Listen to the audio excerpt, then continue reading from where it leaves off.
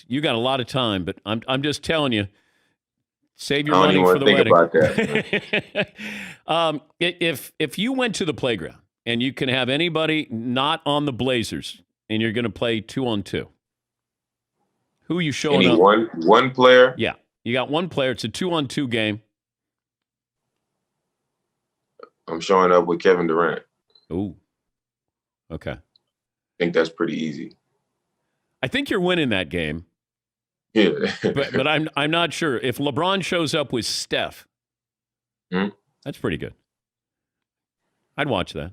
Well, I think it would definitely be a great 2-on-2. But is Durant the best player in the game? When healthy, I think him and LeBron are like they right there. I think KD healthy could very well be the best player in the NBA. He's such a matchup nightmare, though. I mean, there's just nobody. I mean, like him. nobody can guard him. Like if he's healthy, he's shooting threes off the dribble. He's pulling up off the dribble. He's posting up. He can get to the rim. You can't block his shot. He can like the way he handles the ball, the way he moves at that size. Who are you gonna put on him? Like, I mean, when healthy, I think like at this moment he could very well be the best player in the league. Well, it's great to catch up with you. Sorry about the loss last night. You got the Cavs. I got you penciled in for 51 against the Cavs. Does that sound okay? Hey man, we'll see. I mean, come on. Can you put up 50 for me? And that's not asking too much. You got how many? I mean, it's always a possibility. But you got 12 50-point performances in your career. Yeah, that's not asking that much. I mean, do one for your daughter, okay? Give her a 50. Hey, give her a 50. It's always a possibility. But is somebody going to get close to Kobe's 81? Yeah. Who? I think it would. If somebody's going to get close to Kobe's 81, I think it would be between me, Steph,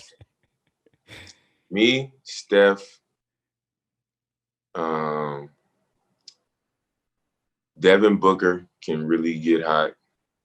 I would say somebody on Brooklyn, but it's, with all three of them being out there, it's going to be tough. So I would say me, Steph, Devin Booker is somebody that I'm missing. Can Clay? Clay could do it. And I would say, who else? Bradley Beal? I think Brad could do it too. But I think Brad could. That's 81. I think it's going to take a crazy night, but it can happen. Give me the team that you would do it against. Like if you just say, if I can get 80 against that defense. It would have to be against a team with a big that's not mobile. Because they wouldn't be able to be up as high, like in pick and rolls and stuff like that.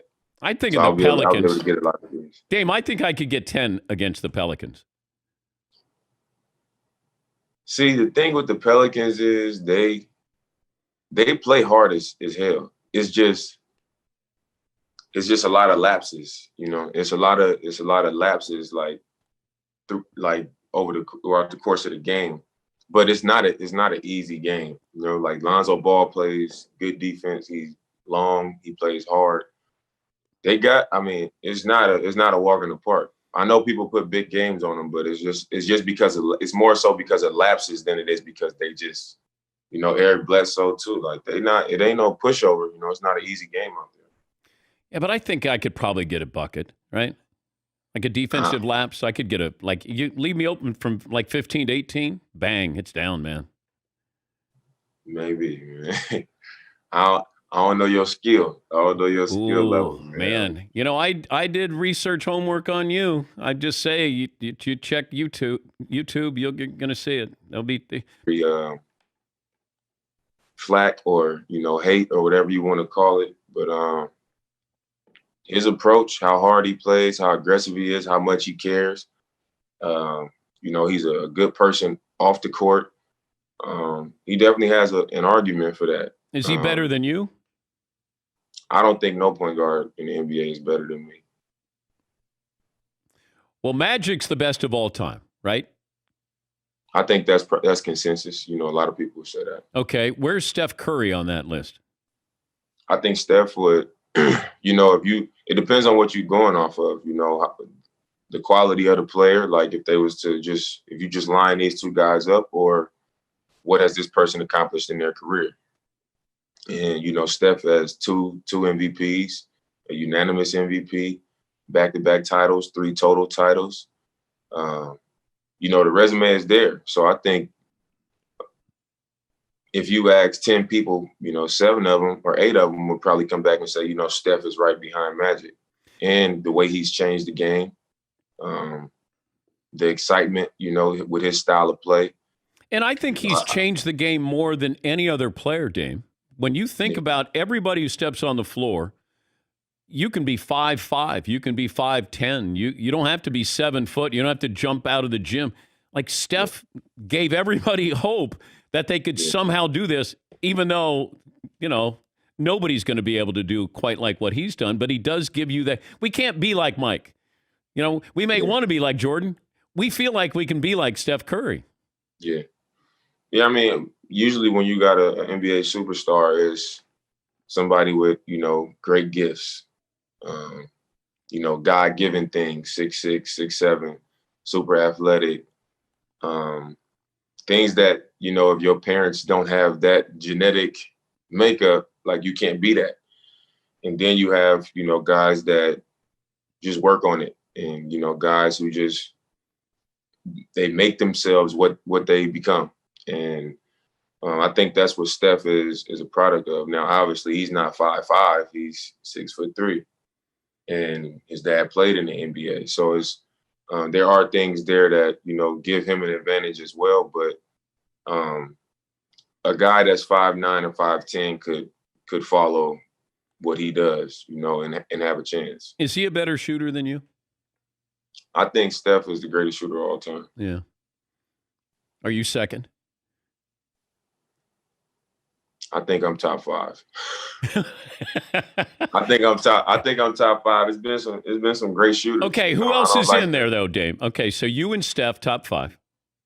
Who else? I don't know, man. I would have to like. It depends, Some guys are, the way I look at it, some guys shoot off pin downs. Some guys are catch and shoot. Some guys don't take a lot of attempts. Some guys don't take tough attempts. And I think where I would put myself really high up there is because I'm not a guy that gets high quality shots. A lot of my shots are off the dribble, contested, from deep range. Like me and Steph shoot a lot of similar 3-pointers, and I feel like I don't even get the clean looks that he gets because of the way their offense is set up. He's sometimes he ends up wide open because of some of the actions that they in, or in transition, they'll screen for him, before the defense is set, and he's more open. But I think when it comes to that, I'm top of the top. I'm right up there.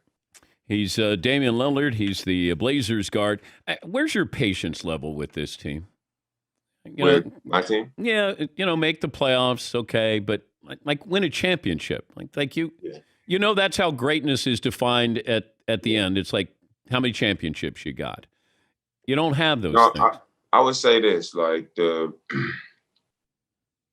it's how greatness is defined by, I guess, the world. People would say how many rings and how many this and how many that. And like, I know my story, I know I had to scratch and claw and fight and earn everything that I have. So I want to win a championship as bad as anybody. But like, I won't view things like what I've done hasn't been amazing, based off of what it took to get here and what I put into what I have accomplished.